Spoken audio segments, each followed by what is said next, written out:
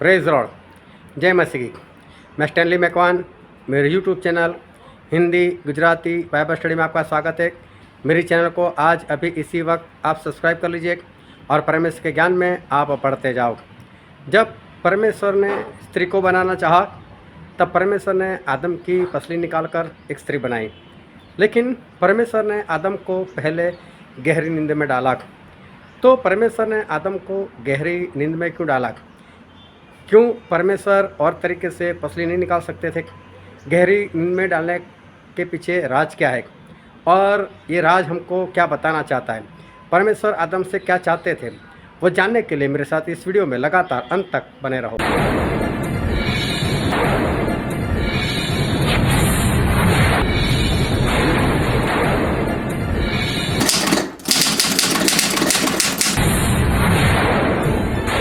जैसे ही आदम की आंखें खुली और ऐसे देखा होगा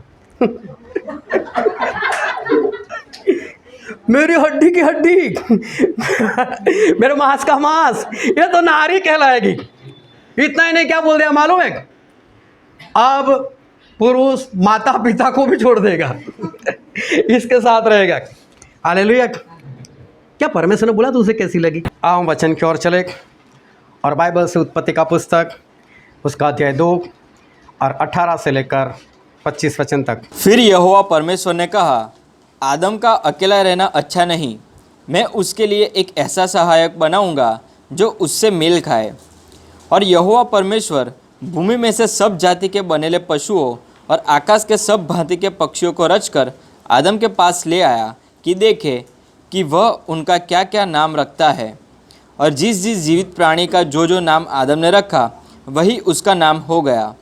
सो आदम ने सब जाति के घरेलू पशुओं और आकाश के पक्षियों और सब जाति के बनेले पशुओं के नाम रखे, परंतु आदम के लिए कोई ऐसा सहायक न मिला जो उससे मेल खाता हो। तब यहोवा परमेश्वर ने आदम को भारी नींद में डाल दिया, और जब वह सो गया तब उसने उसकी एक पसली निकालकर उसकी जगह मांस भर दिया।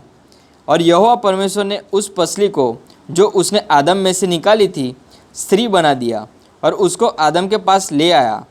और आदम ने कहा, यह मेरी हड्डियों में की हड्डी और मेरे मांस में का मांस है, सो इसका नाम नारी होगा, क्योंकि यह नर में से निकाली गई है। इस कारण पुरुष अपने माता पिता को छोड़कर अपनी पत्नी से मिला रहेगा और वे एक तन बने रहेंगे। और आदम और उसकी पत्नी दोनों नंगे थे पर लज्जाते न थे। परमेश्वर पिता का वचन हमारे बहुत ही आशीषित है और परमेश्वर पिता का वचन सच्चा है और बाइबल में लिखा है, यदि सच्चाई को जानोगे तो सच्चाई तुम्हें आज़ाद करेगी। बहुत ध्यान से परमेश्वर के वचन को आज हम सुनेंगे। यहाँ पर जो वचन पढ़ा वहाँ पर एक बात है कि परमेश्वर ने आदम के लिए एक स्त्री बनाई। बाद में उसका नाम आदम ने हवा रखा था, लेकिन परमेश्वर ने जोड़ा पूरा किया। लेकिन पूरा करने से पहले परमेश्वर ने आदम को गहरी नींद में डाला। परमेश्वर ने आदम को गहरी नींद में क्यों डाला? परमेश्वर ने स्त्री बनानी थी, पसली निकालनी थी, तो किसी भी तरह से निकाल सकते थे। उसको खड़े खड़े भी निकाल सकते थे, आदम को कोई दर्द नहीं होने वाला था। ये कोई बेहोशी का इंजेक्शन नहीं था। परमेश्वर कुछ भी कर सकते थे, लेकिन परमेश्वर ने आदम को सिर्फ नींद में नहीं, लेकिन ऐसा लिखा है गहरी नींद में। तो परमेश्वर ने आदम को गहरी नींद में क्यों डाल दिया? परमेश्वर के वचन को समझते रहना। मूसा जब इस धरती पर थे और मूसा उस वक्त पैदा हुए थे जब इज़राइल लोग गुलाम की अवस्था में थे, मिस्र देश में थे और गुलामी काफ़ी थी, सभी लोग रो रहे थे। और उस वक्त मूसा वहाँ पर पैदा हुए। उस वक्त फिरौन ने आज्ञा निकाली थी कि अगर कोई भी नर बच्चा इज़राइल में पैदा होता है उसको मार दिया जाए। और उसी वक्त ये मूसा पैदा हुए थे, लेकिन किसी भी कारण से मूसा बच गए। उनके माता पिता ने उसकी हत्या नहीं की। उसके बाद वो फिरौन की बेटी के हाथ में आ गए और फिर उनकी बेटी उसको अपने घर में लेकर गई। वहाँ पर दूध पिलाने के लिए मूसा की माँ ही आती थी और मूसा को बचपन से ही सिखाया गया था कि मूसा तो मिस्री नहीं है, तो इज़राइली है। ये सारी बातें हम जानते हैं। तो मूसा पहले से ही इस बात में इस तरह से चल रहे थे कि किसी भी तरह से मैं मेरे लोगों की सहायता करूं, मैं किसी भी तरह से मेरे लोगों को बचाऊं, क्योंकि वो गुलाम नहीं है, चाहे इज़राइली है, लेकिन वो तो फिरौन के घर में रहते हैं, वो तो एक राजकुमार की तरह है। और वो ये देख रहे हैं कि मेरे लोग, मेरे परमेश्वर के लोग, वो कैसी अवस्था में है, वो तो गुलाम है। मूसा बाहर निकलते होंगे, देखते होंगे, और उनका दिल दुख से भर जाता होगा कि कैसे मैं करूं, किस तरह से मैं इन लोगों को छुड़ाऊं। और मूसा जोश में थे, जवान थे, और उनको मिस्रियों लोगों की सारी बातें सिखाई गई थी, बोलने में होशियार थे, लड़ाई में भी चतुर थे, तलवार वगैरह सब कुछ अच्छी तरह चला सकते थे, राजकुमार थे। और मूसा सोचते होंगे मैं ये कर डालूँगा, ऐसा कर दूँगा, वैसा कर दूँगा, और मेरे लोगों को मैं आज़ाद कर दूँगा। और उन्होंने प्रयत्न भी किए। एक बार कोई मिस्री इज़राइल के पुरुष के ऊपर कुछ ज्यादती कर रहा था, और मूसा ने इधर उधर देखकर उसकी हत्या कर दी कि कोई मुझे नहीं देख रहा, उसे दफन भी कर दिया। और हमको इस बात से पता चलता है कि मूसा अपने लोगों से प्रेम करते थे और मिस्री लोगों के हाथ से उनको छुड़ाना चाहते थे। हो सकता है मूसा ने सोच कर रखा हो कि कल उठकर मैं फिरौन बन जाऊं, या तो हो सकता है मैं किसी तरह का प्रधानमंत्री बन जाऊं और मेरे हाथ में कुछ सत्ता आ जाए और किसी तरह से मैं इज़राइल लोगों को यहाँ से निकाल सकूं। कुछ भी सोचा होगा, लेकिन ऐसा कुछ मूसा के जरिए हुआ नहीं। मूसा ये काम नहीं कर पाए। और जब उन्होंने मिस्री को मार दिया तो दूसरे दिन एक इज़राइली ने उनको धमकी दे दी, बोले कल तूने उस मिस्री को मार दिया, आज क्या मुझे मारना चाहता है। और मूसा वहाँ से भाग निकले कि उनको पता चल गया कि यहाँ पर रहना अब जोखिम है, ये बात फिरौन के पास जाएगी और फिरौन मुझे मार देगा, क्योंकि मैं एक मिस्री तो हूँ नहीं, मैं उसकी बेटी का बेटा तो हूँ नहीं। और मूसा वहाँ से भाग गए। मूसा वहाँ से मिदान देश में गए। वहाँ पर जो सिप्पोरा नाम की लड़की थी, उसके साथ उनकी शादी हुई। उनके पिता ने उनको घर जमाई बना दिया और मूसा के पास काम करवाने लग गए। मूसा को भेड़ बकरी चराने के लिए उनको भेज दिए। और अब मूसा एक चरवाहा बन चुके थे। एक राजकुमार एक चरवाहा बन गए। मूसा के हालात बिगड़ गए। हर सुबह गिन कर निकलना, कितनी भेड़ है, कितने बकरे हैं, वापसी में गिन कर अंदर डालना। हो सकता है कभी कोई जंगली पशु रास्ते में मिल जाए, कभी उसके साथ लड़ाई करना, उसको मारकर भगाना, भेड़ बकरियों को बचाना। और इसी तरह से ये मूसा ये काम कर रहे। लेकिन मैं मानता हूँ कि मूसा का मन इस काम में नहीं होगा, क्योंकि राजकुमार रह चुके थे। कई बार प्रार्थना भी की होगी परमेश्वर से कि परमेश्वर मुझे छुड़ाओ इस जगह से, लेकिन ऐसा कुछ मूसा के जीवन में हुआ नहीं। और धीरे धीरे मूसा भी इसी परिस्थिति में ढल चुके, इसी को ज़िंदगी मान लिया। और ऐसे करते करते मूसा के जीवन में और 40 साल बीत गए और मूसा 80 साल के हो गए। और मूसा ने सब कुछ देखा था कि जो इज़राइल लोग मेरे लोग हैं, वो है भी कठोर, हठीले हैं। मैं उनका अच्छा करना चाहता था, फिर भी किसी ने तो उन्हीं के ऊपर दोष लगाया कि कल उसको मार दिया, आज मुझे मारना चाहता है। जिनको मैं बचाने का प्रयत्न कर रहा था, वही लोग मुझे मारने का प्रयत्न कर रहे, वही लोग मुझे धमकी दे रहे।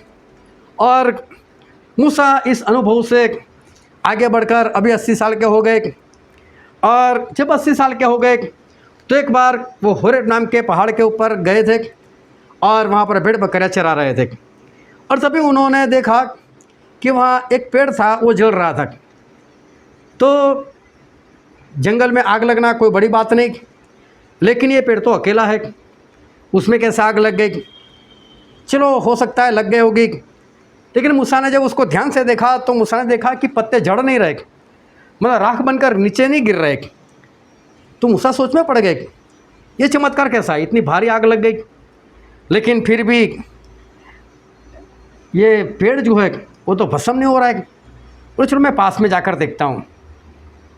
और मूसा गए और पास में जैसे जाने के लिए मुड़े तो अंदर से परमेश्वर की आवाज़ आई, और परमेश्वर के अंदर से आवाज़ आई, और परमेश्वर ने मूसा को बोला, मूसा पास में मत आना, तेरे जूते उतार, और ये जगह जो है वो पवित्र है।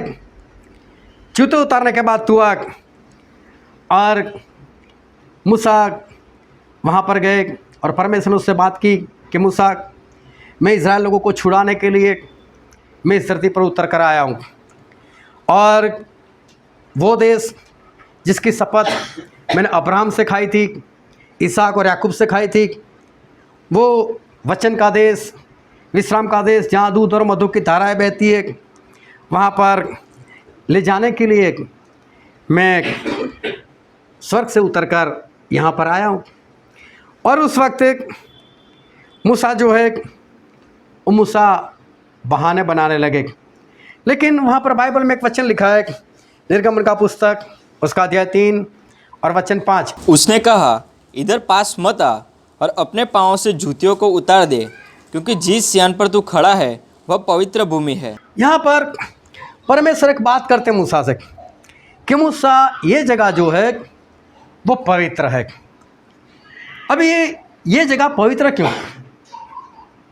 ये होरेब नाम का जो पहाड़ है वो पवित्र क्यों? परमेश्वर क्यों इस जगह को पवित्र कह रहे?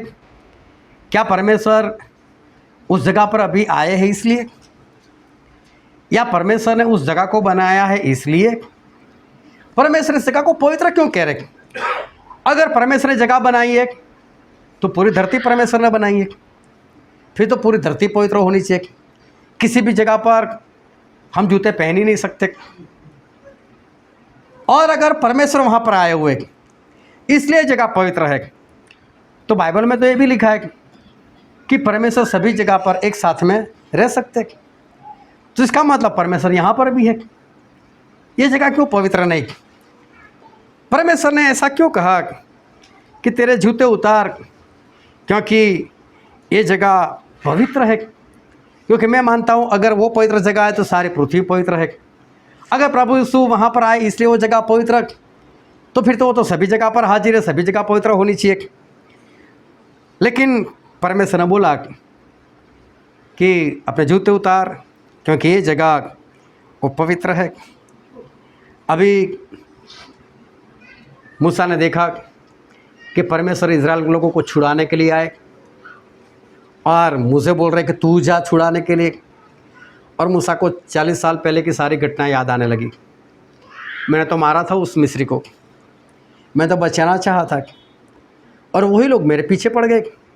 बोले कल उसको मार दिया, आज मुझे मारना चाहता है। बोले इन लोगों के पास कैसे जाऊं?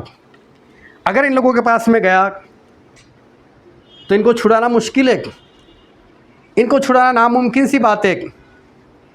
पहले तो अगर मिस्र को देखते तो वो भी तो एक बड़ा देश है, महासत्ता है, लोहे की भट्टी माना जाता है। दूसरी बात इज़राइल को देखते तो इज़राइल के बारे में भी वही है कि इज़राइल के लोग सही नहीं है। अगर उनको बचाने के लिए जाओ तो अभी ये तो पीछे पड़ जाएंगे, इनको संभालना मुश्किल, इनको साथ में रखना मुश्किल, इनको यहाँ से निकालो। फिर परमेश्वर बोलेंगे जा कनान देश में लेकर जा। इतने सारे लोगों को कनान देश में कैसे लेकर जाने का? ये तो कठोर लोग हैं, ये तो विरोध करने वाले लोग हैं, जो उनको छुड़ाने के लिए जाता है उनको मारने वाले लोग हैं। कैसे जाए इसके पास?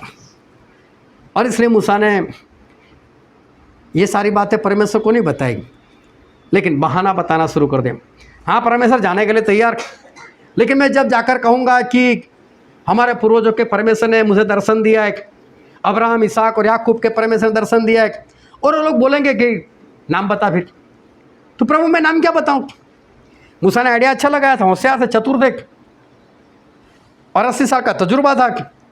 परमेश्वर बोलेंगे मैं तो अकेला हूँ, मेरा कौन सा नाम? और परमेश्वर नाम नहीं बताएंगे, मैं भी बोल दूँगा फिर मैं भी नहीं जाने वाला, जाओ। लेकिन परमेश्वर तो बोला जा जाकर ऐसा बोलना, मैं हूँ ने भेजा है। मूसा सोच में पड़ गए, मैं हूँ, नाम तो बता दिया, चाहे जो भी है, चाहे मैं हूँ, लेकिन नाम तो बताया। अब मूसा के पास ये बहाना नहीं रहा, तो फिर मूसा ने बताया कि परमेश्वर देखो मैं जाऊँगा ना, और मैं बोल दूंगा कि हमारे पूर्वजों के परमेश्वर ने मुझे दर्शन दिया है, उनका नाम मैं हूँ है, याहवे। लेकिन परमेश्वर वो लोग ऐसा बोलेंगे कि नहीं, तुझे कोई दर्शन नहीं हुआ, मेरे पास सबूत क्या है कि आपने मुझे दर्शन दिया। परमेश्वर बोलता कोई बात नहीं, तेरे हाथ में क्या है? बोले लकड़ी है। बोले नीचे डाल। जैसे डाली वो सांप बन गई। मूसा भागे वहाँ से। बोले भाग मत, भाग मत, सांप को पकड़ ले। जैसे ही सांप को पकड़ लिया वो वापस लाठी बन गया। परमेश्वर ने मूसा को बोला तेरा हाथ जो है वो बदन में डाल, और जैसे ही उन्होंने डाला बोले बाहर निकाल कर देख, तो हाथ कोड़ी हो गया था। मूसा घबरा गए कि परमेश्वर क्या? बोले कोई बात नहीं, फिर डाल। फिर डाला, हाथ जैसा था वैसा हो गया। बोला अगर वो लोग ना माने तो अपनी लाठी नीचे डालना, वो सांप बन जाएगी, वो लोग मान लेंगे। अगर नहीं मानेंगे तो इस तरह से ये हाथ दिखा देना, और अगर फिर भी ना माने तो देखिए नदी जा रही है, उसका पानी ले मिट्टी पर डाल। जैसे ही पानी मिट्टी में डाला वो लहू बन गया। बोले पहले चिन्ह से नहीं मानेंगे तो दूसरा निशान बता देना, दूसरा निशान ना माने तो तीसरा बता देना, और तीसरे निशान के बाद तो वो लोग मानने ही वाले। बोले अब मूसा ने देखा मेरा ये बहाना भी नहीं चला, तो मूसा ने तीसरा बहाना बता कि परमेश्वर मैं बोल नहीं सकता सही से, बोलने में परेशानी होती है मुझसे। और तब परमेश्वर ने बोला कोई बात नहीं, तेरा भाई है ना बड़ा हारून, वो आ रहा है अभी तुझे मिलने के लिए।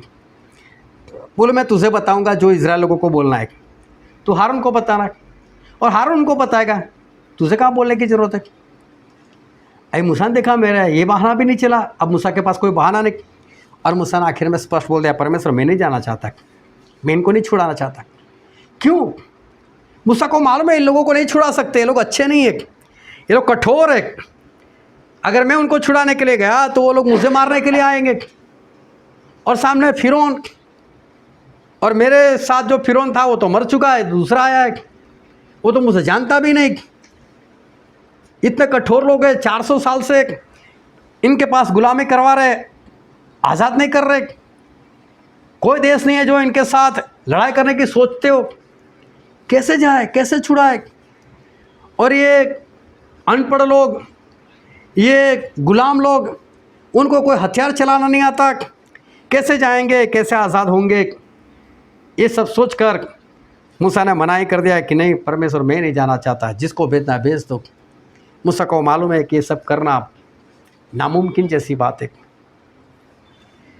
आखिर में परमेश्वर क्रोध से भरकर बोले, और तब मूसा ने बोला ठीक है चलो मैं जाता हूँ। अब मूसा जाने के लिए तैयार हुए, लेकिन जब परमेश्वर वहाँ पर आए थे, ये सारी बातें हो रही थी, तब एक पेड़ जल रहा था, और उसमें परमेश्वर थे। और परमेश्वर मूसा को बोल रहे कि मूसा अपने जूते उतार। परमेश्वर ने इसको जूते उतारने को बोला था क्योंकि ये जगह वो पवित्र है। और मूसा गए, और जैसे जैसे परमेश्वर बोलते गए वैसे वैसे मूसा ने किया। एक के बाद चमत्कार होने लगे। आखिर में फिर उन्होंने बोल भी दिया जाओ भाई यहाँ से निकलो। वो लोग वहाँ से निकल भी गए, समुंदर के पास आए, वहाँ भी सभी लोग डर गए। समुंदर को भी परमेश्वर ने फाड़ दिया, उसके भी उस पार निकल गए।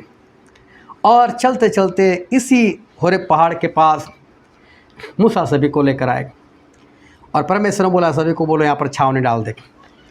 और मूसा मैं तुझे 2 दिन देता हूँ, सभी को शुद्ध करो, पवित्र करो।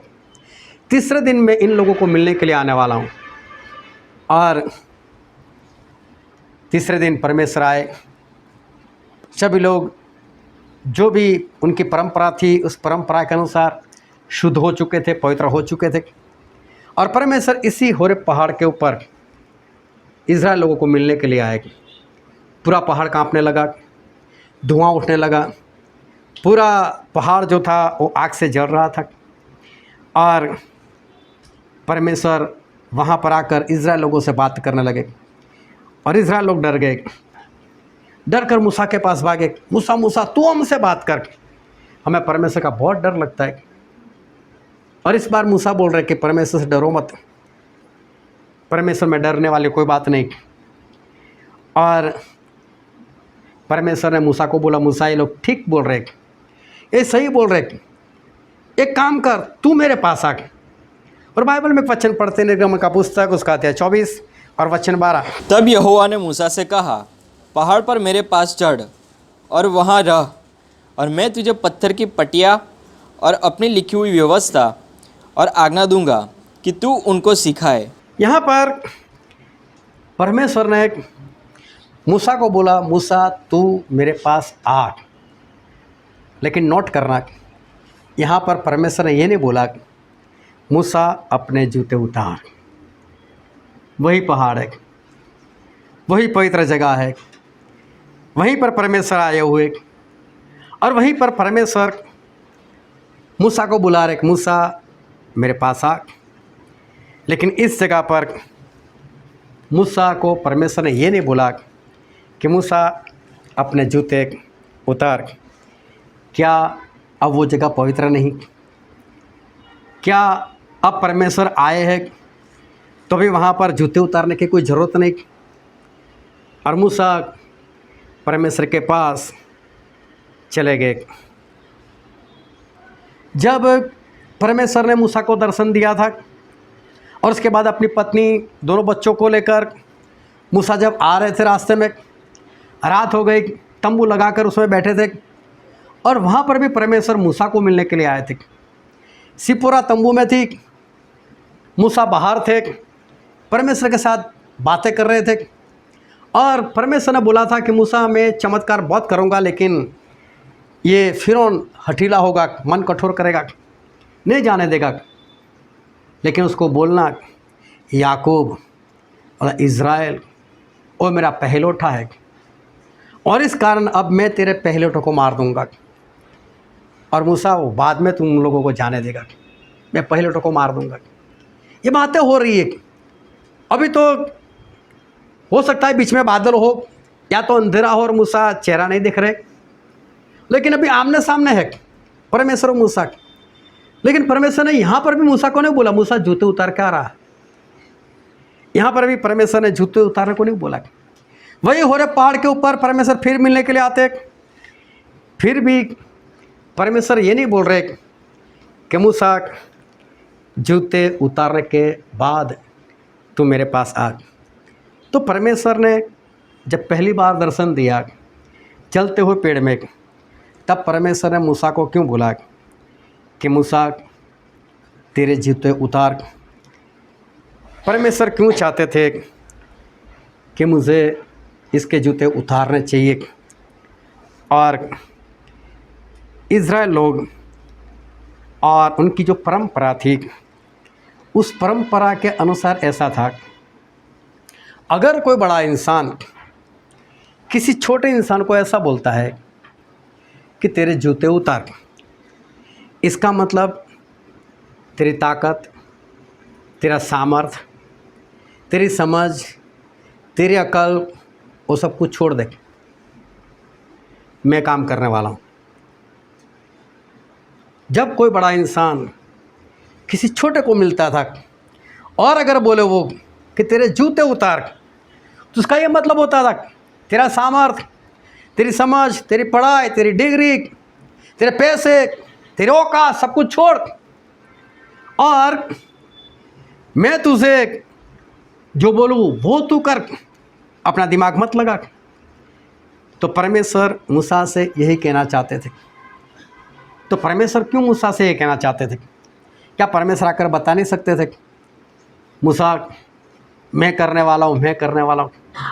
मूसा तो शुरू से विश्वासी थे, परमेश्वर के ऊपर विश्वास भी था उनका, लेकिन उनको जो इज़राइल लोगों का अनुभव हो चुका था, उनको फिरौन का जो अनुभव हो चुका था, मिस्री लोगों का जो अनुभव हो चुका था, उनको ऐसा लगता है ये सारी बातें असंभव। वो खुद प्रयत्न कर चुके थे, लेकिन उनको पता चल गया था कि नहीं होता। और इसलिए इस बार मूसा अपने दिल से पूर्ण रीति से 100% श्योर है ये काम नहीं होने वाला, ये काम हो ही नहीं सकता।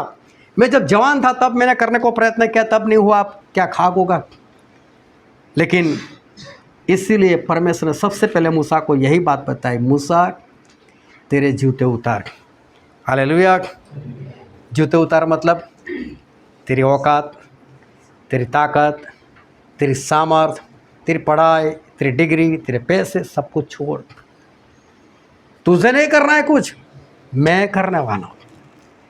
ऐसा जब परमेश्वर कहना चाहते हैं, ऐसा जब कोई बड़ा इंसान किसी को कहना चाहता हो, तो लंबी बातें करने के बजाय सिर्फ इतना कहता था, जूते उतार, मतलब बात खत्म। अब तेरी औकात नहीं, तेरी ताकत नहीं, तेरा सामर्थ्य नहीं, मैं करने वाला हूँ, बस तू मेरा कहा हुआ कर और सब कुछ काम तेरा हो जाएगा। हालेलुया।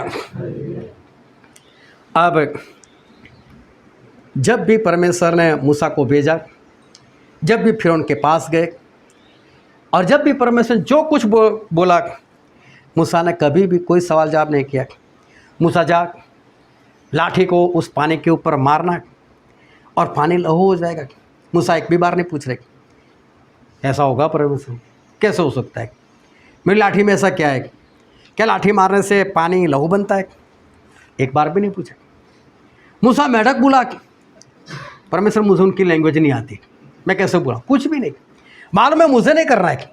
परमेश्वर ने बोला जूते उतार बस। अभी मूसा के दिल में ये बात पूरी तरह छप चुकी है कि मुझे जूते उतारने हैं और मैं जूते उतार चुका हूँ। जो करेंगे वो सिर्फ परमेश्वर करेंगे। और जब इतने सारे चमत्कार के बाद ये लोग आज़ाद होकर जब समुद्र के पास गए, तो मूसा को वो रास्ता पहले से मालूम था। पूछा परमेश्वर को, परमेश्वर किस रास्ते पर जाए, बोले समुद्र। और समुद्र पर जाने के बाद रुकने वाले थे, मालूम था मूसा को। मूसा एक भी सवाल नहीं करे, परमेश्वर क्यों समुद्र के पास, आगे तो कोई रास्ता है ही नहीं, हम कनान देश में कैसे जाएंगे, उस रास्ते से वापस हमको आना पड़ेगा। परमेश्वर ने वो रास्ता ना है, दूसरा रास्ता बताओ। नहीं, जूते उतारे, बात खत्म। अब मुझे मेरी अक्ल से नहीं चलना है, जो परमेश्वर बोलते बस वही। और वहाँ पर हालात ऐसे हो गए, आगे समुंदर, पीछे फिरौन की सेना, मुश्किल से 1 मिनट का अंतर होगा बीच में, 1 मिनट में वो लोग आ जाएंगे और इनको मारकर फिर गुलाम बना देंगे। ऐसे हालात, कोई भी लड़ नहीं सकता, 400 साल गुलाम रह चुके, इनके पास कोई हथियार नहीं है। और सभी लोग रोने लग गए और मूसा अकेले बिंदास से बात कर रहे, सभी लोग शांत हो जाओ, और आज परमेश्वर तुम्हें किस तरह से बचाते हैं वो देखो। बोले आज परमेश्वर का बचाव देखो, परमेश्वर का काम देखो। मूसा को मालूम है जो होगा, जो चमत्कार होगा, जैसा भी होगा, लेकिन होगा बस। क्यों? क्योंकि मैंने जूता उतारे हुए, बस जो कुछ करना है परमेश्वर को करना है। मूसा को नहीं मालूम था कि समुद्र को फाड़ने वाले, मूसा को नहीं मालूम उस सेना को भगाने वाले, मूसा को कुछ भी नहीं है मालूम क्या करने वाले। इतना मालूम है कि मुझे जूते उतारने को बोला है, बस जूते उतारे रखो और परमेश्वर काम करेंगे। देखो मूसा कितने बिंदास है यहाँ पर। लेकिन इसका कारण यही था कि अब मूसा को पूर्ण रीति से मालूम है कि मैंने जूते उतारे हुए हैं और परमेश्वर ने मुझे जूते उतारने को बुलाए। चलते गए, पानी मिलता रहा, खाना मिलता रहा, लेकिन मूसा की आयु पूरी हो गई, मूसा रास्ते में ख़त्म हो गए। और यही जिम्मेदारी आई यहोशू के ऊपर। यहोशू 40 साल मूसा के साथ रहे थे। उन्होंने मूसा के साथ जो कुछ हुआ था सब कुछ देखा था। उन्होंने मूसा का विश्वास देखा था, उन्होंने मूसा का चरित्र देखा था। यहोशू ने परमेश्वर के काम को देखा था। यहोशू इन 40 सालों में विश्वास से पूरे परिपूर्ण है। उनका विश्वास संपूर्ण है। उनके विश्वास को कोई हिला नहीं सकता। जब 10 लोग ऐसा बोल रहे हैं कि वहाँ पर राक्षस लोग रहते, हम उनके सामने टिड्डियों के समान थे, परमेश्वर हमको यहाँ पर मरने के लिए लेकर आए, तब यहोशू वहाँ पर खड़े थे। यहोशू बोलते हैं नहीं, हम उनको मारेंगे, परमेश्वर हमको वतन देंगे, चलो चलते। विश्वास यहोशू का पूरा था। उसको मालूम था कि हमारे परमेश्वर सब कुछ कर सकते। और इसलिए विश्वास में यहोशू को कोई कमी नहीं है। कुछ भी हो, कैसा भी काम हो, उनको मालूम है कि परमेश्वर कर सकते हैं। लेकिन उन्होंने दूसरी बात देखी थी, और दूसरी बात बहुत भयानक सी उन्होंने देखी थी। और जब उनके हाथों में ये बागडोर आई, वो लोग चलते चलते गए, यरदन को क्रॉस कर गए। यरदन की परवाह नहीं थी, मालूम था परमेश्वर कुछ भी करेंगे। यरदन को फाड़ कर उस पार चले गए। यरीहो की दीवार आ गई, वहीं पर बैठे हुए थे, और वहीं पर यहोशू को दर्शन हुआ, और वहाँ पर यहोशू को परमेश्वर दिखाई दिए। और यहोशू नहीं जानते परमेश्वर, बोले हमारे ओर का सिपाही या उस ओर का? बोले मैं तो सेनाओं के जो यहोवा है ना, उसकी ओर से मैं तो हूँ। ये समझ गए, ये तो यीशु सेनाओं के यहोवा दंडवत किया। लेकिन तब एक आवाज़ आएगी, और हम बाइबल में पढ़ते हैं यहोशू की पुस्तक उसका 5वां अध्याय वचन 15। यहोवा की सेना के प्रधान ने यहोशू से कहा, अपनी जूती पाँव से उतार डाल, क्योंकि जिस स्थान पर तू खड़ा है वह पवित्र है। तब यहोशू ने वैसा ही किया। देखो, एक बार फिर एक घटना सामने आई। अभी वही परमेश्वर यहोशू को दर्शन देते, और यहोशू को सारी बातें मालूम है, पूरा विश्वास है परमेश्वर के ऊपर। यहोशू को जो विश्वास है वो परमेश्वर भी जानते। मूसा तो डगमगा से गए थे कि नहीं हो सकता काम, और इसलिए परमेश्वर ने बोला तेरे जूते उतार। लेकिन यहाँ यहोशू को क्यों बोला परमेश्वर ने? क्योंकि परमेश्वर तो अंदर की बात जानते हैं, उनको मालूम है कि यहोशू को पूरा विश्वास है। तो फिर यहोशू को क्यों बोला कि यहोशू अपनी जूती तो उतार दे? बहुत ध्यान से समझना कि परमेश्वर हमें क्या बात सिखाने के लिए जा रहे। परमेश्वर ने यहोशू को क्यों बोला कि अपनी जूती उतार? क्योंकि ये जो जगह है वो जगह पवित्र है। अभी तो उस जगह पर आए जिसमें दुश्मन लोग रहते थे, वो जगह पर आए। वो जगह थी कि जहाँ पर शत्रु लोग रहते थे, जहाँ पर जादू टोना हर तरह के पाप हुआ करते थे, वो जगह। और परमेश्वर इस जगह को भी बोल रहे जूते उतार, क्योंकि ये जगह वो पवित्र है। इसमें बहुत बड़ा एक राज छुपा हुआ है कि परमेश्वर ने क्यों इसको जूती उतारने को बोला। चलो ये दोनों वचन जो है बारी बारी से एक बार फिर से देखते।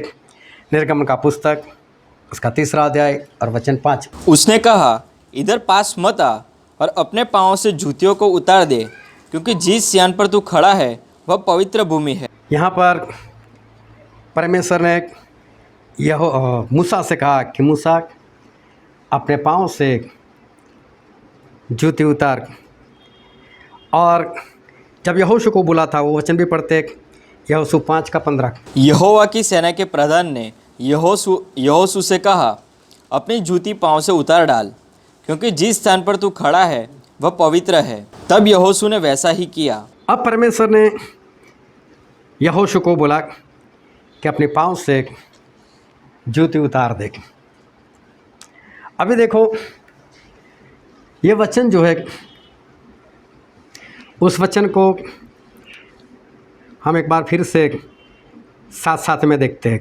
3रा अध्याय निर्गमन 3 और 5। उसने कहा, इधर पास मत आ और अपने पाँव से जूतियों को उतार दे, क्योंकि जिस स्थान पर तू खड़ा है वह पवित्र भूमि है। देखो, यहाँ पर ऐसा कहा गया मूसा को, क्या लिखा है? अपने पाँवों से जूतियों को उतार दे। वह बहुवचन लिखा है, अपने पाँवों से जूतियों को उतार दे। और यहोशू 5:15 में क्या लिखा है? अपनी जूती पाँव से उतार डाल। मूसा को दोनों पाँव से निकालने को बोला, और यहोशू को एक पाँव से निकालने को बोला था। जब दोनों पाँव से जूती निकालने की बात आती है, तो उसका मतलब ये है कि जब कोई बड़ा इंसान किसी छोटे व्यक्ति को बोलता है तेरे पाँव से जूती निकाल, तो इसका मतलब ये होता है कि तेरी अकल, तेरी समझ, तेरी शक्ति, तेरा सामर्थ, तेरी डिग्री, तेरी पढ़ाई, सब कुछ छोड़ और मैं जैसा बोलता हूँ वैसा कर, काम होने वाला है। और जब परमेश्वर ऐसा बोलते हैं कि पाँव से जूती उतार, मतलब एक ही पाँव से, तो इसका मतलब कुछ और है। मूसा को बहुवचन में बोला था और यहोशू को एक वचन में बोला था। अभी इसमें क्या राज है? इसमें बहुत बड़ा एक राज छुपा हुआ है। और व्यवस्था विवरण में ऐसा लिखा है, व्यवस्था विवरण उसका 25वां अध्याय, और हम पढ़ेंगे 5वें वचन से लेकर 10 वचन तक। जब कई भाई संग रहते हो और उनमें से एक निपुत्र मर जाए तो उसकी स्त्री का विवाह परगोत्री से न किया जाए। उसके पति का भाई उसके पास जाकर उसे अपनी पत्नी कर ले और उससे पति के भाई का धर्म पालन करे। और जो पहला बेटा उस स्त्री से उत्पन्न हो वह उसे मरे हुए भाई के नाम का ठहरे, जिससे कि उसका नाम इज़राइल में से मिट न जाए। यदि उस स्त्री के पति के भाई को उससे विवाह करना न भाए तो वह स्त्री नगर के फाटक पर वृद्ध लोगों के पास जाकर कहे, मेरे पति के भाई ने अपने भाई का नाम इज़राइल में बनाए रखने से मना कर दिया है और मुझसे पति के भाई का धर्म पालन करना नहीं चाहता। तब उस नगर के वृद्ध लोग उस पुरुष को बुलवाकर उसको समझाए, और यदि वह अपनी बात पर अड़ा रहे और कहे मुझे इससे विवाह करना नहीं भाता, तो उसके भाई की पत्नी उन वृद्ध लोगों के सामने उसके पास जाकर उसके पाँव से जूती उतारे और उसकी मुंह पर थूक दे और कहे, जो पुरुष अपने भाई के वंश को चलाना न चाहे उससे इसी प्रकार का व्यवहार किया जाएगा।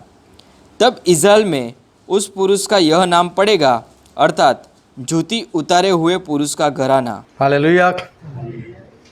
परमेश्वर ने एक बात बताई थी कि अगर कोई घर हो, उस घर में एक से ज़्यादा नर बच्चे हो, मतलब एक से ज़्यादा भाई हो, समझ 2 भाई है, और उसमें बड़े भाई की शादी हो गई। बड़े भाई की शादी हो गई, शादी होने के बाद 2, 4, 5, 6 महीने, साल, 2 साल, लेकिन वो मर गया। लेकिन जब मर गया तब उसकी कोई औलाद नहीं थी। अभी वो मर गया, जब बच्चा होता है तो उसके पीछे उसके बाप का नाम लगा रहता है। अभी समझ लो ये बाप जो है उसके 2 बेटे हैं, तो दोनों में अपनी दौलत जो है, अपनी ज़मीन जायदाद वो बांट देगा। लेकिन एक बेटा मर गया, अभी उसका नाम तो चला ही गया, उसकी कोई औलाद नहीं, तो उसका तो नाम किसी के पीछे नहीं आने वाला। तो परमेश्वर बोलता है उसकी जो विधवा पत्नी है वो बाहर जाकर किसी के साथ शादी ना करे। अभी उसका छोटा भाई जो है वो इसी स्त्री से शादी करे। अभी छोटे भाई को ऐसा लगे मैं क्यों इससे शादी करूं, ये तो मेरे भाई की पत्नी रह चुकी है, मुझे नहीं करनी इसके शादी, मैं कोई दूसरी लाऊंगा, कंवारी लेकर आऊँगा। परमेश्वर ने बोला था कि उसका भाई उसको ब्याह ले और उससे जो पहला बच्चा हो उसके पीछे ये भाई का नाम ना लगे, जो मर गया उसका नाम लगे। और जब उसका बाप बंटवारा करे तो इसकी दौलत, जो मर चुका है उसकी दौलत ये पहले वाले बच्चे को मिलेगी।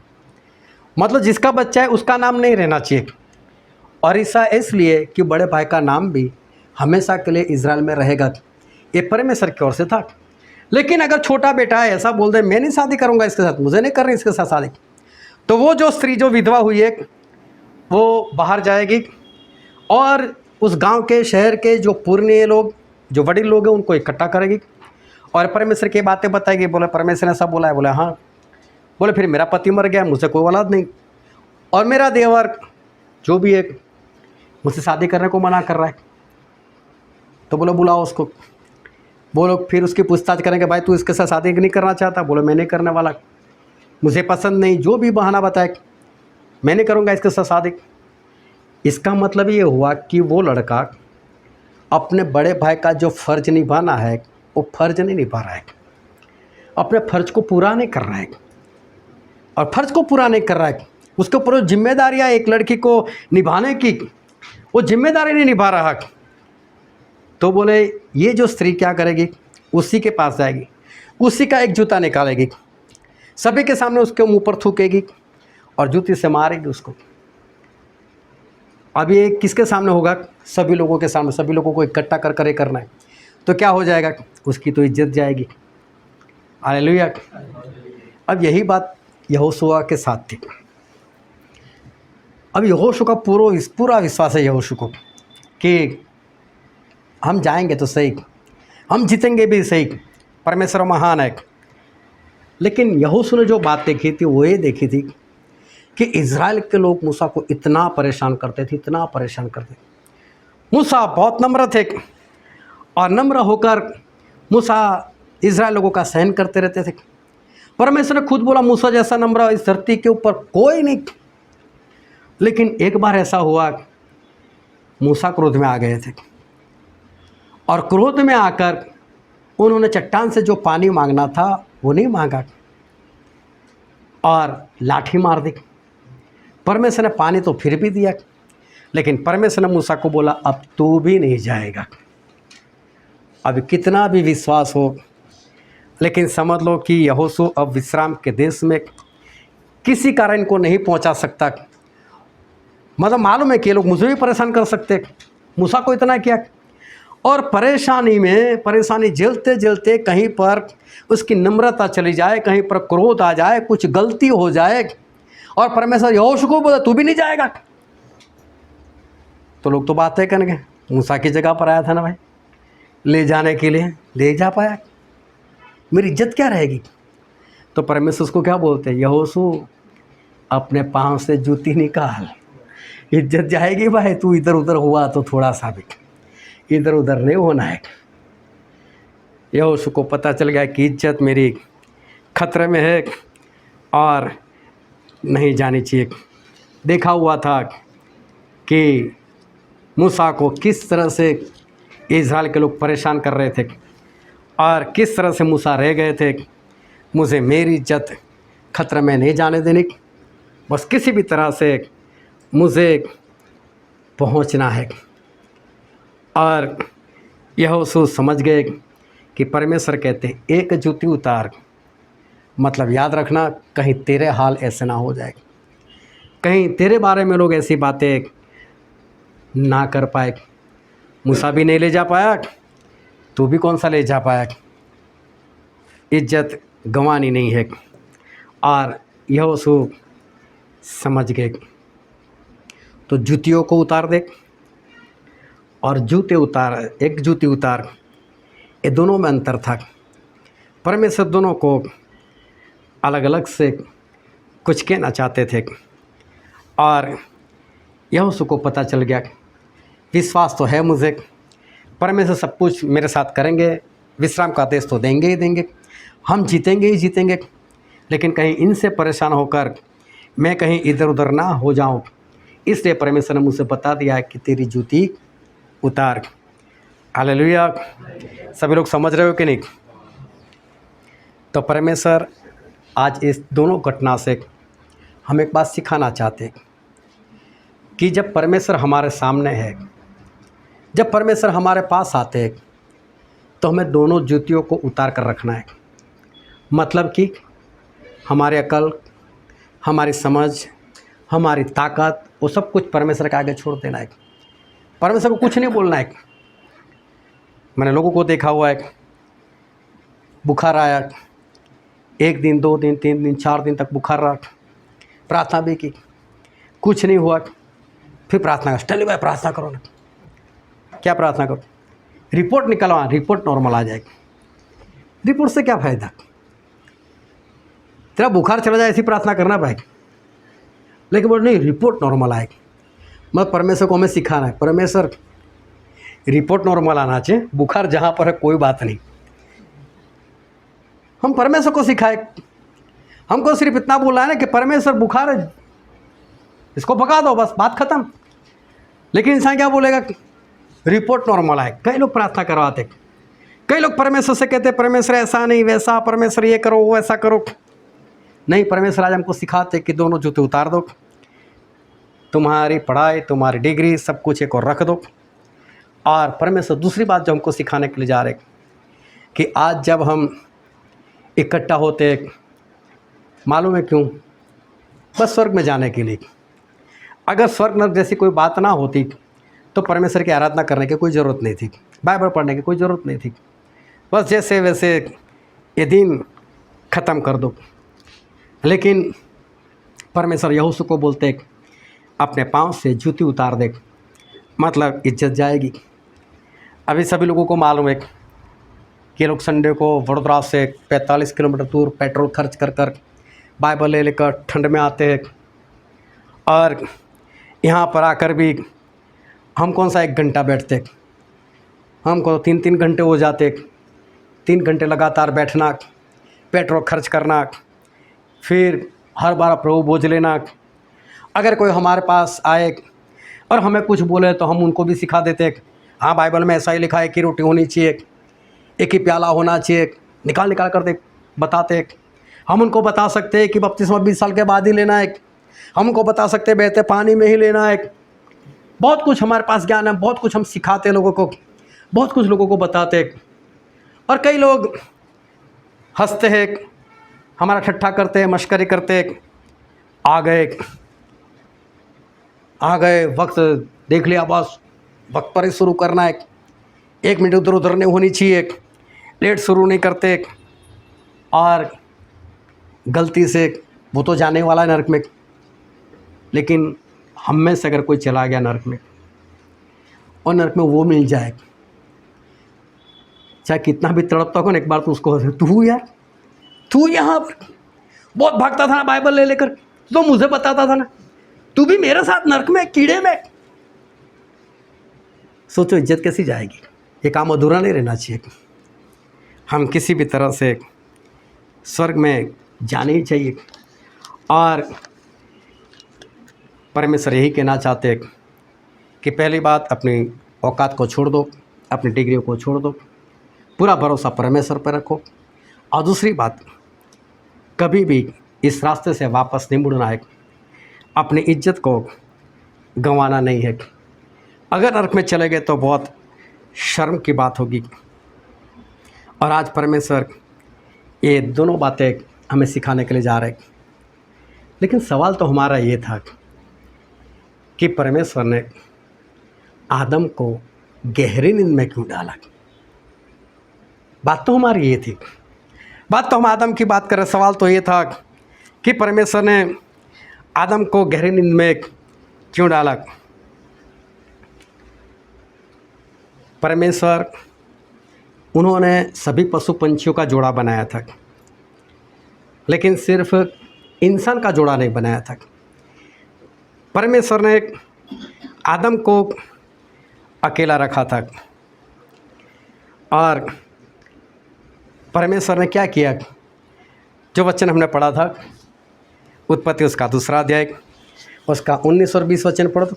और यहोवा परमेश्वर भूमि में से सब जाति के बनेले पशुओं और आकाश के सब भांति के पक्षियों को रचकर आदम के पास ले आया कि देखे कि वह उनका क्या क्या नाम रखता है।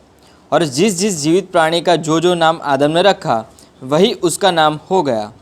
सो आदम ने सब जाति के घरेलू पशुओं और आकाश के पक्षियों और सब जाति के बनेले पशुओं के नाम रखे, परंतु आदम के लिए कोई ऐसा सहायक न मिला जो उससे मेल खा सके। हालेलुया। परमेश्वर ने बोला आदम अकेला रहे, वो अच्छी बात नहीं। फिर उसके लिए कोई सहायक नहीं बनाया, पशु पंछियों को लेकर आया, बोलो इसमें से पसंद कर ले तू, सभी का नाम रख ले। लिखा ना स्पष्ट, सभी का नाम रखा, जो नाम रखा वही हो गया। लेकिन आदम को उसमें से कोई सहायक ऐसी नहीं मिली जो उससे मेल खाए। हालेलुया। इसका मतलब परमेश्वर ने पहले जोड़ा नहीं बनाया, इनमें से बोला इनमें से कोई किसी को पसंद कर ले भाई, सभी का नाम रख ले। लेकिन आदम को मेल खाए ऐसा कोई वहाँ पर नहीं मिला। सिर्फ आदम ने नाम रखा, लेकिन सहायक ढूंढने पर भी उसको कोई सहायक नहीं मिली। जो आदम से मेल खाए ऐसी कोई नहीं मिली। इसका मतलब आदम ने बहुत लोगों को रिजेक्ट किया ना। आज आप जितने भी शादीशुदा हो ना, आपने भी किसी न किसी को तो रिजेक्ट किया होगा, आया ना। शादीशुदा वाला हाथ उठाकर बताओ, रिजेक्ट किया है कि नहीं किसी ने किसी को, है ना। इसका मतलब जिसको भी देखने के लिए गए होगे, नहीं यार इसकी नाक अच्छी नहीं है, इसकी आंखें अच्छी नहीं है, इसके बाल अच्छे नहीं, कुछ ना कुछ तो सोचा होगा ना। आपके दिल में कुछ ना कुछ तो बातें होगी ना, ऐसी नहीं ऐसी चाहिए, ऐसा नहीं ऐसा चाहिए। हालेलुया। तो सभी लोगों ने किसी ना किसी को तो रिजेक्ट किया है। रिजेक्ट करने का कारण यही है, आदमी ने रिजेक्ट क्यों किया, उससे मेल खा ऐसी कोई नहीं मिली। इसका मतलब यहाँ पर हम जितने भी शादीशुदा, मैं भी खुद हूँ, सभी ने ऐसा कुछ किया, किसी को न किसी को रिजेक्ट किया। इसका मतलब दिल के अंदर कुछ था, ऐसी नहीं ऐसी चाहिए, ऐसा नहीं ऐसा चाहिए। और जो भी सोचा होगा, उसके बाल ऐसे होने चाहिए, उसकी कमर ऐसे होनी चाहिए, उसका नाक नक्शा ऐसा होना चाहिए, उसका कलर ऐसा होना चाहिए, जो भी, लेकिन अंदर कुछ था। अब जब आदम भी देखते होंगे पशु पंछियों को, स्त्री तो कोई थी नहीं, ये नहीं चाहिए, ये नहीं, ये नहीं, ये नहीं, तो पशु पंछी है तो हम भी मानते, लेकिन आदम ने फिर भी कुछ तो सोचा होगा ना। स्त्री थी नहीं तो मुझे नहीं लगता उसके दिमाग में कोई बैठ सकेगा, लेकिन उसके दिल के अंदर कुछ तो है, ये नहीं चलेगा, ये नहीं चलेगा, ये नहीं चलेगा, ये नहीं चलेगा, सभी को रिजेक्ट कर दिया।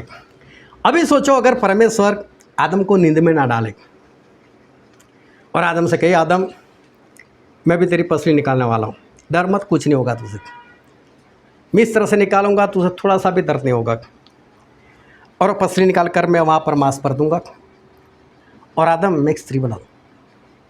तो आदम क्या बोलते, नहीं परमेश्वर ऐसा करो ना, पसली तो 26 ही है, दांत 32 एक निकाल दो ना, दांत में से बना दो ना। चलो कोई बात नहीं, परमेश्वर पसली से ही बना दो, कोई कलर कैसा होगा तो बताओ मुझे, मेरे जैसा होगा। वो कैसे होगी, पशु की तरह ऐसे होगी या ऐसे वो तो बाद में पता चलेगा, टेढ़ी चलती है सीधी चलती है। हालेलुया। लेकिन आदम कुछ ना कुछ परमेश्वर को जरूर कुछ बताते कि परमेश्वर ऐसा नहीं, ऐसा नहीं, ऐसी नहीं, वैसी नहीं। और परमेश्वर को मालूम है कि मुझे बनानी है, आदम नहीं चाहिए बीच में।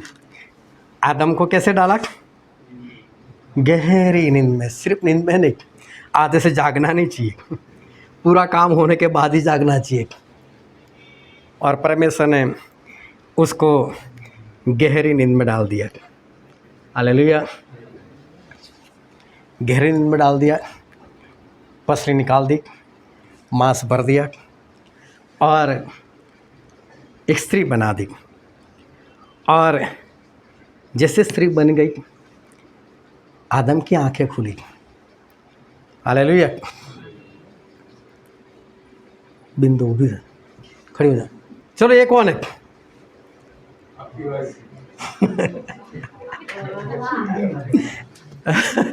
हवा कौन बोल रहा है इसने तो कोई फल नहीं खिलाया मुझे। जैसे ही आदम की आंखें खुली और ऐसे देखा होगा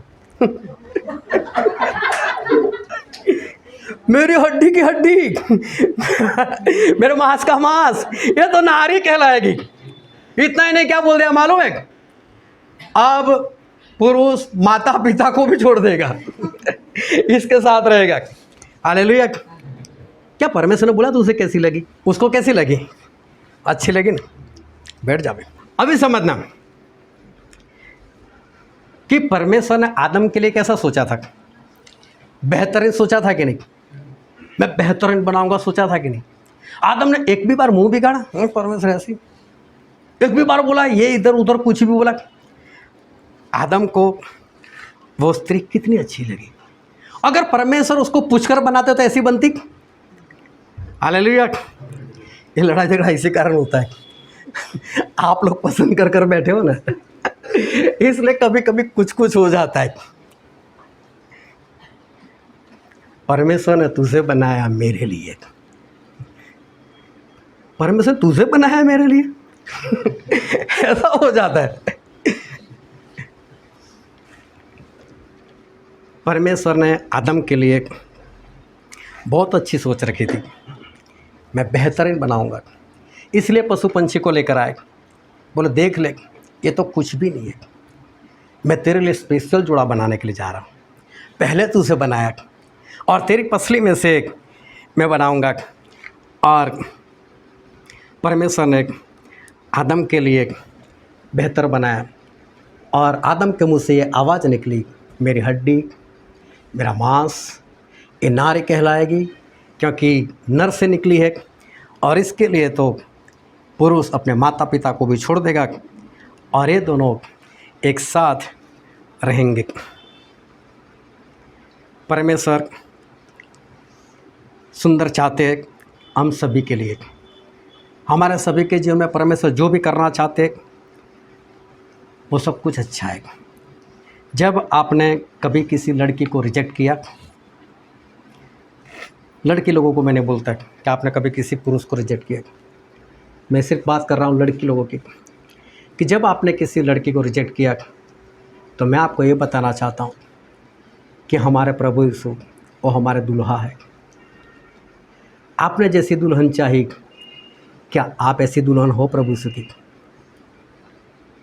क्या आज आप ऐसे हो जैसी दुल्हन आप चाहते थे 50-60 साल के लिए? क्या आज प्रभु यीशु को जैसी दुल्हन चाहिए? क्या ऐसी दुल्हन आप हो? मालूम ऐसी दुल्हन कब बन सकते आप? अब सभी लोगों की बात है, आप ऐसी दुल्हन तभी बन सकते हो जब आप गहरी नींद में सो जाओगे, जब परमेश्वर के सामने आप सोते रहोगे। अब ज़्यादा खुश मत होना कि सोने का मतलब ये नहीं है कि कुछ मत करो। सोने का मतलब सिर्फ ये है कि परमेश्वर जितना बोलते हैं ना वो करो। अपने दिमाग से कुछ मत करो, अपने औकात से कुछ मत करो, अपने पैसों से कुछ मत करो, अपनी ताकत सामर्थ्य से कुछ मत करो, अपनी सोच के हिसाब से मत चलो। सोए रहो परमेश्वर के आगे। परमेश्वर बोलेंगे जा मूसा, जहाँ मूसा तो वहाँ जाकर खड़ा हो जा, जहाँ मूसा तो मेंढक को बोला, जहाँ मूसा तो टिड्डियों को बोला। किस तरह से बुलाने? कुछ नहीं, परमेश्वर बोला जाकर खड़े हो जाओ। मालूम है आप सोते नहीं हो, आप गहरी नींद में जाते नहीं हो। जब मूसा ने खुद से करना चाहा था, क्या हुआ? मूसा को भागना पड़ा था और मूसा भागे थे। अपनी मर्जी, अपने दिमाग से, अपने सामर्थ्य से चलोगे, आपको भी भागना पड़ेगा। आप अपनी मर्जी से चलोगे, ऐसा होगा कि इज्जत चली जाएगी। जो काम पूरा करना चाहते हो पूरा नहीं होगा। लेकिन परमेश्वर ने शुरू से इंसान को बनाया, तभी से बनाने के बाद परमेश्वर ने उसको गहरी नींद में इसीलिए डाला कि परमेश्वर आज हम सभी से कहना चाहते कि गहरी नींद में सो जाओ भाई। परमेश्वर के आगे कुछ मत बोलो, ऐसा करना है वैसा करना है, मैं ऐसा करता हूँ वैसा करता हूँ। नहीं, परमेश्वर के आगे गहरी नींद में चले जाओ। दोनों जूते को उतार दो, अपनी जूती को उतार दो। बस परमेश्वर जो करना चाहते उनको करने दो और वो जैसा कहते वैसा आप किया करो। अगर आप वैसा किया करोगे तो ना तो आपकी इज्जत जाएगी, ना आप कहीं बीच में थक जाओगे, और परमेश्वर आपके ज़रिए बड़े बड़े काम करेंगे। और परमेश्वर ने आपके लिए जो कुछ सोच कर रखा है वो बेहतर है। और परमेश्वर ने बोला है कि जो सोच तुम्हारे दिमाग में नहीं आई, जो आपने अपनी आँखों से नहीं देखा, जो आपने अपने कानों से नहीं सोचा, कानों से सुना नहीं, और जो कभी आपने सोचा भी नहीं, ऐसी चीज़ें मैंने तुम्हारे लिए रखी हुई है। और परमेश्वर हमें स्वर्ग में, मुझे भी नहीं मालूम कि परमेश्वर कैसी कैसी चीज़ें देने वाले, क्योंकि परमेश्वर बोलते तुम सोच भी नहीं सकते। ऐसी चीज़ें परमेश्वर ने हमारे लिए रखी हुई है। तो हमें क्या करना है? बस सो जाओ आदम की तरह। परमेश्वर को जो करना है वो करने दो, और परमेश्वर जितना बोलते हो उतना करो। अपने जूतों को उतार दो, अपनी जूती को भी उतार दो, और देखो परमेश्वर ने आपके लिए जो कुछ सोच कर रखा है वो बहुत बेहतरीन है। वो परमेश्वर आपको देंगे।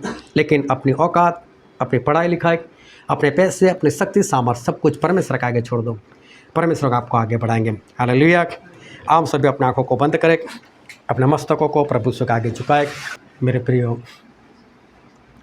ये वक्त है कि हम अपने आप को जांचें, हम अपने आप को परखें। क्या आज आप मूसा की तरह थक चुके हो? क्या आज आप मूसा की तरह दुखी हो चुके हो? आप जो कुछ करना चाहते हो तो बहुत मेहनत की, भागे दौड़े, लेकिन वो काम नहीं हुआ। और आज आपका विश्वास उडामाडोल हो चुका है कि कैसे होगा मेरा काम। मेरे प्रियो, मैं कहता हूँ कि परमेश्वर ने मूसा को बोला कि मूसा, तेरे जूते उतार दे। और मूसा समझ गए कि परमेश्वर मुझसे क्या कहना चाहते हैं। और देखो, परमेश्वर ने जो मूसा से कहा वैसा मूसा करते गए। मूसा सफल व्यक्ति बने। परमेश्वर ने यहोशू को बोला, यहोशू अपनी जूती उतार दे, कहीं ऐसा ना हो जाए जो काम तूने हाथ पर लिया तू पूरा ना कर सके। और इसलिए मैं आपसे कहता हूँ कि अपनी जूती उतार दो। ऐसा ना हो कि इज्जत चली जाए। बस बने रहो परमेश्वर में। और परमेश्वर ने आदम को गहरी नींद में डाल दिया, क्योंकि परमेश्वर अपने काम में किसी की भी दखल अंदाजी नहीं चाहते। परमेश्वर के आगे उनके काम के अंदर किसी भी तरह की दखल अंदाजी मत करो। परमेश्वर को जो करना है वैसे आप किया करो। और देखो, परमेश्वर ने आपके लिए जो कुछ बनाया है, जो कुछ रखा है, वो बहुत ही बढ़िया रखा है। और परमेश्वर सब कुछ आपको देंगे जो आपने सोचा तक नहीं। लेकिन बस गहरी नींद में रहो और परमेश्वर जितना कहते हैं इतना किया करो। ये वचन समझने के लिए, ग्रहण करने के लिए, उसके अनुसार चलने के लिए प्रभु की कृपा हम सभी पर होने पाए।